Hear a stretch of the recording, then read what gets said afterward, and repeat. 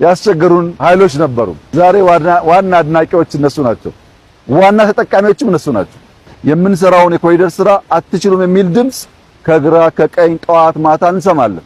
አትችሉም፣ አይሳካላችሁም፣ አትከናወኑም፣ ትጀምራላችሁ እንጂ አትጨርሱም የሚሉ ብዙ ድምጾች አሉ። የኛዎቹ ይገርመኛል። ሌሎቹ ግን አይገባችሁም እያሉን ነው።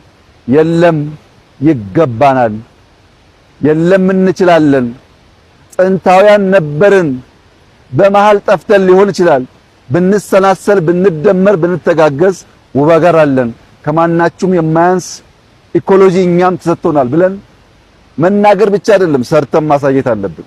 የዚህ ከባቢ ሰዎች በደንብ ያቁኛል። እኔ በሳምንት 1 ቀን 2 ቀን መጣለሁ። ጭቃው እንዴት እንደምናጠፋው፣ ቆሻሻው እንዴት እንደምናነሳው ስመላለስ ያቁኛል። የእነሱን ህይወት እንዴት አስተካክለን ቤት ኖሯቸው ከባቢ ይቀይራል የሚለው ጉዳይ በረጅም ጊዜ ሂሳብ የመጣ ነው። የሚገርመው የዚህም ቦታ የቀድሞ ሁኔታ እኔ እንደዛሬ አየዋለሁ። የሚያውቁት ያውቁታል። እናንተም ፎቶ እዩ። በጣም አሳዛኝ ቦታ ነበረ። በብዙ ደስ ያለኝ ቢሆንም አዲስ አበባ ከዚህ በላይ ፖቴንሻል አላት። አሁንም አላየንም፣ አሁንም አልሰራንም። እውነት ለመናገር አሁንም አላየንም። ብዙ መታየት የሚገባቸው፣ ብዙ መሰራት የሚገባቸው፣ መጨከን የሚገባን ጉዳዮች አሉ። ዛሬ መጠነኛ ለውጥ አይቼበታለሁ። በእርግጠኝነት ልጆቻችን ይሄን እያዩ አድገው በብዙ አስበልጠው አልቀው እንደሚሰሩ ጥርጥር የለኝም።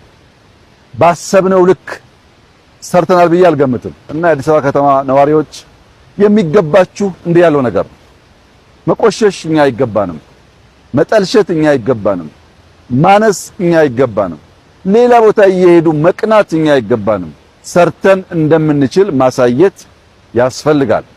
ይህንን ስል ለከተማችን ነዋሪዎች በሌላም ዓለም ላሉ ዜጎች መናገር የምፈልገው ነገር ይህንን ግድብ ስንጀምር አንድ አይደለም 2-3 ሙያተኞች አትችሉም ብለውናል። ብዙ ማየት ስላልቻል ብዙ ስለሚቸግር ሰዎቻችንም ገብቷቸው ማገዝ ገና ስለሆነ በታየው ልክ አይደለም።